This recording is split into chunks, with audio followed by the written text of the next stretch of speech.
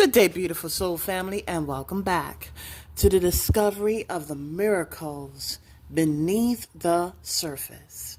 All the honor and all the glory and praise goes to our Heavenly Father in King Yeshua's name. Beautiful soul family, this is a Bible study about a man who was a commander of an army of the king of Aram.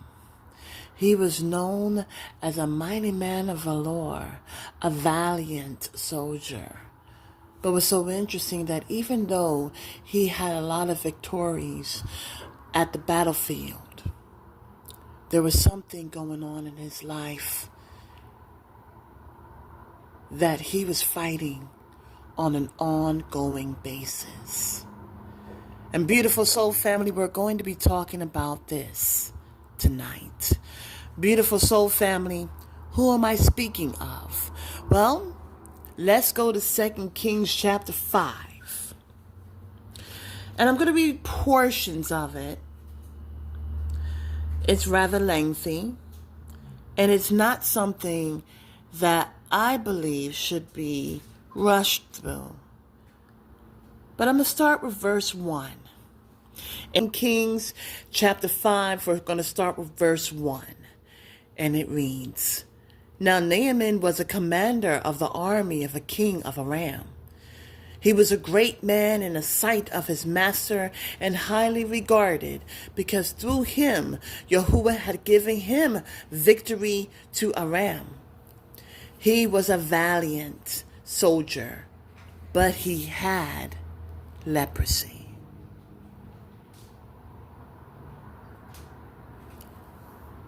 In the midst, in between, and we see this in verse 2, 3, we see how in the midst of a raid, he came upon a little girl, young lady, and she was an Israelite. She became the servant of Naaman's wife. Maybe I should just go ahead and read it. So let me start from the beginning. Chapter 5, verse 1. Now Naaman was a commander of the army of the king of Aram. He was a great man in the sight of his master and highly regarded, because through him Yahuwah had given victory to Aram. He was a valiant soldier, but he had leprosy. Now, bands of raiders from Aram had gone out and had taken captive a young girl from Israel, and she served Naaman's wife. She said to her mistress, If only my master would see the prophet who is in Samaria, he would cure him of his leprosy. Naaman went to his master and told him what the girl from Israel had said. By all means, go. The king of Aram replied, I will send a letter to the king of Israel. So Naaman left, taking with him 10 talents of silver, 6,000 shekels of gold, and 10 sets of clothing. The letter that he took to the king of Israel read, With this letter I am sending my servant Naaman to you, so that you may cure him of his leprosy. As soon as the king of Israel read the letter, he tore his robe and said, Am I God? Can I kill and bring back to life? Why does this fellow send someone to me to be cured of his leprosy? See how he is trying to pick a quarrel with me? When Elisha, the man of Yahuwah, heard that the king of Israel had torn his robes, he sent him this message. Why have you torn your robes? Have the man come to me, and he will know that there is a prophet in Israel. So Naaman went with his horses and chariots and stopped at the door of Elisha's house. Elisha sent a messenger to say to him, Go wash yourself 7 times in the Jordan, and your flesh will be restored, and you will be cleansed. But Naaman went away angry and said, I thought that he would surely come out to me and stand and call on the name of the Elohim, his God, wave his hand over the spot and cure me of my leprosy. Or not Abana and Pharpar, the rivers of the Damascus, better than all the waters of Israel? Couldn't I wash in them and be cleansed? So he turned and went off in rage. Naaman's servants went to him and said, My father, if the prophet had told you to do some great thing, would you not have done it? How much more, then, when he tells you, wash and be cleansed? So he went down and dipped himself in the Jordan 7 times, as the man of Yahuwah had told him. And his flesh was restored and became clean like that of a young boy. Then Naaman and all his attendants went back to the man of Yahuwah. He stood before him and said, Now I know that there is no God in all the world except in Israel. So please accept a gift from your servant. Then prophet answered, As surely as Yahuwah lives, whom I serve, I will not accept a thing. And even though Naaman urged him, he refused. If you will not, say Naaman, please let me, your servant, be given as much earth as a pair of mules can carry. For your servant will never again make burnt offerings and sacrifices to any other God but Yahuwah. Beautiful soul family. So I don't know if anyone has heard of this story. This account, a beautiful account, is a miracle. And this is 2 Kings chapter 5, starting with verse 1. I encourage you to read it on your own. At first I wasn't going to read all through it because it shouldn't be rushed. But I couldn't help myself because every morsel is important. Naaman was a man of valor, a captain in the king's army. He was also struggling with a battle that he was not winning. He was not a Hebrew, and so he didn't know about the history of the Jordan River. Had he understood about the history of the Jordan River, he would have not looked at it as something that wasn't important. He would see it as a hole in the wall. He would see it as a sacred place. When I say a hole in the wall, there are some restaurants that are unheard of. And so they are coined with the term a hole in the wall because people overlook it. But then once you visit it, there's a shift. You will not ever be the same.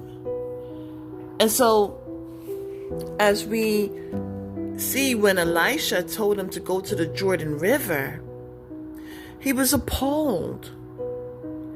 He was upset. He's like, how could he send me to such a place?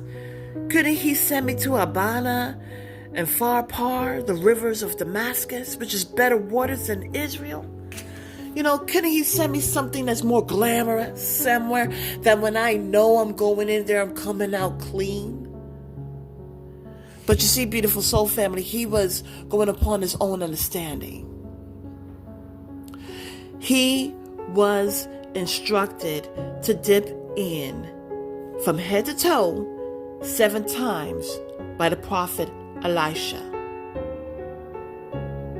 At first, he was fighting the instruction out of pride. Here we have a man, not just any old man, but a man who was also a warrior, a man who was known for the victorious battles. And so he was dealing with a pride of feeling like he knew it all. But he didn't. He was going through something. Underneath that armor, he was going through something. Underneath what he's known as being a man of fame, a man of the law, a valiant soldier. There was a battle that he just couldn't seem to win. He had leprosy. His family, his servants were urging him. If the prophet told you to do that, if it was something great, you would have done it. But how come you can't go to the Jordan River to do something so simple as dip in the water, full body 7 times? This man went distances, fought many of armies, enemies. And yet when he is told to do something that he cannot wrap his mind around, it was difficult. He stormed off in rage. This man of God couldn't even come to the gate. He couldn't pray over me and throw his hands around. You see, what's so interesting is he was too busy comparing him with sorcerers. Hocus pocus type. He didn't know about Elisha. He didn't know about Elijah. He just thought he was just like the rest. So interesting. So he went ahead. He realized the different conquests that he's done. I can do this. Let me just do this. I believe he was going to do it to prove people wrong. He did it.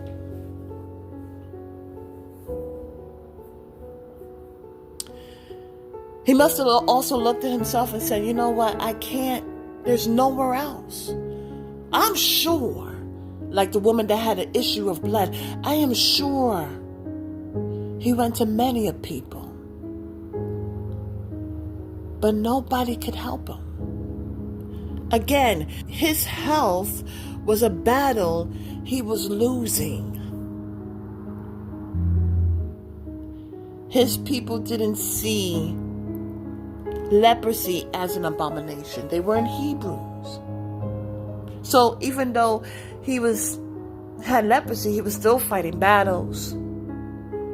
He still had the respect of many, even his king.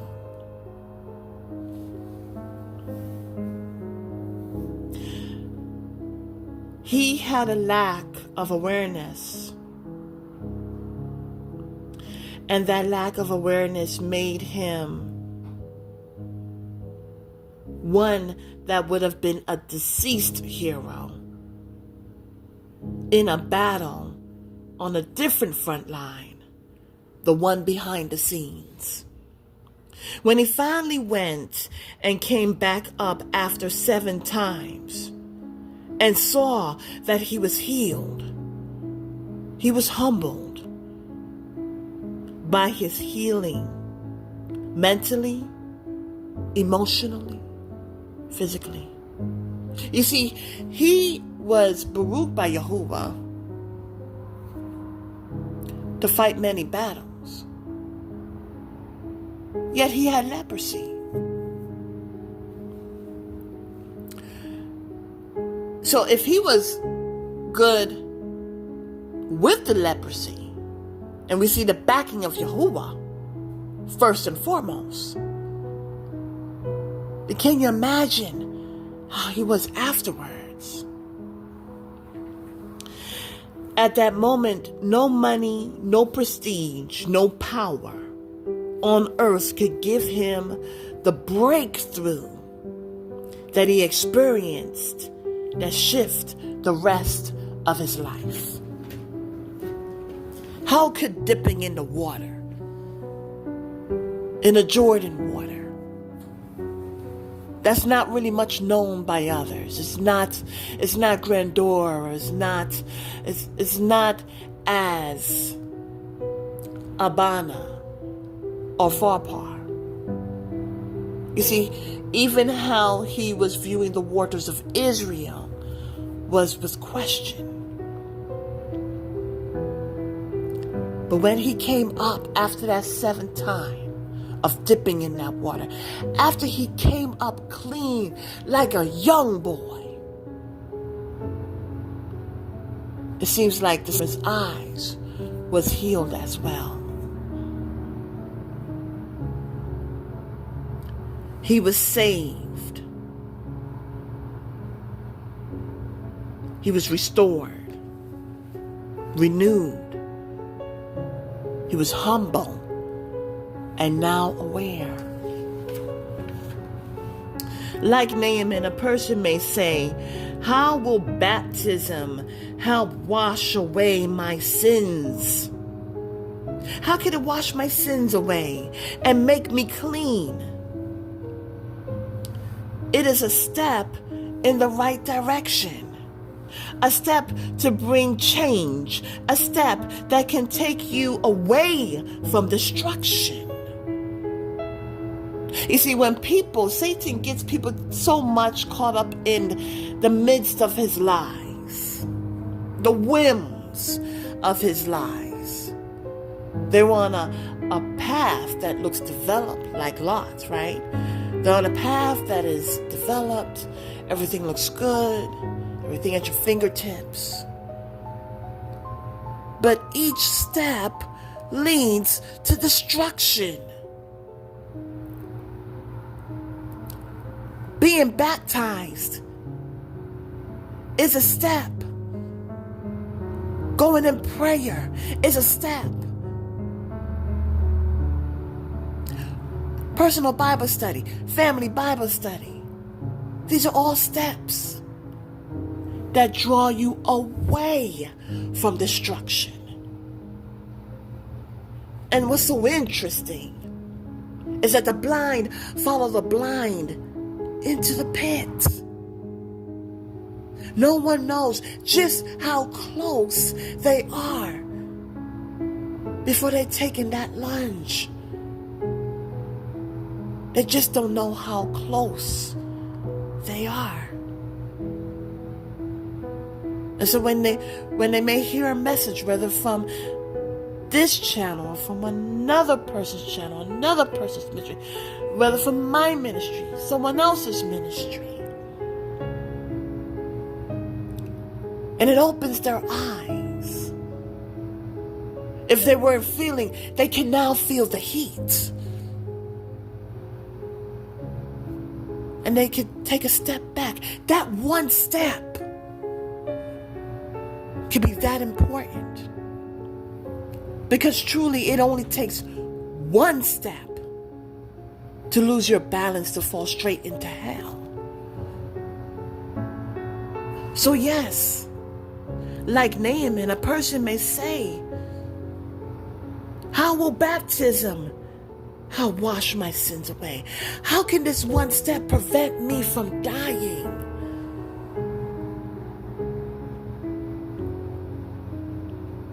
And that's the amazing miracle of it all. It's not just about baptizing, but it's a step in the right direction.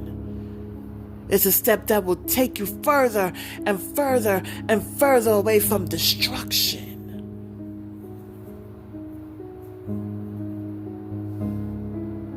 A step to bring change. A step that can take you away from destruction and into awareness, accountability, repentance, and a relationship and realignment with Abba Yahuwah and King Yahushua. All those steps mean something. When you consider the history of baptism, it will change your view as it did Naaman. And as you're viewing this message, may it open up your eyes. Are you on a path to destruction? or on a path far less chosen. That will save your life. Until the next message, have a beautiful and wonderful day, and may Yahuwah continue to open up your eyes in these interesting times.